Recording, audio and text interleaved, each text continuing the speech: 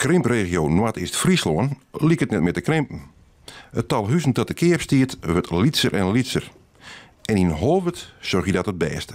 We hebben hier een tijd omdat er bijna 70 woningen te keer staan. En op dit moment staan er dan nog op internet 18 woningen. Waarvan ik weet dat er ook al een stukje wat verkocht binnen.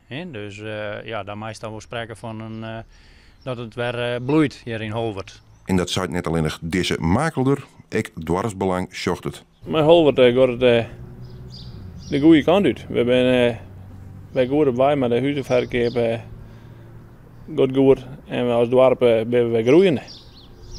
De krimp is hier voorbij. De krimp is in het dorp Holwert zeker voorbij.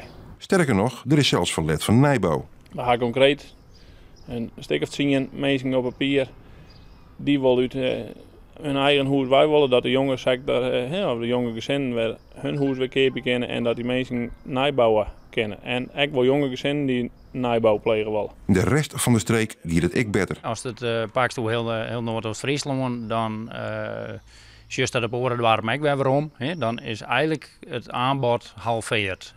Als er voorheen een 40 woningen te keer staan, dan ben er nu nog 20 en hier is het zelfs nog minder worden in Holwert. Dus wat dat betreft gaat het hier heel goed. In Holwert zeggen ze dat de plan voor Holwert on Zee nou al bijdragen aan de groei. En er is meer dan één soort huizenkeper. We zien mensen vanuit verder uit Lommewij, maar we zien gewoon mensen die lokaal of uit de buurt komen, zelf uit het dorp komen, die het verschouwen van een litere woning naar een grotere woning.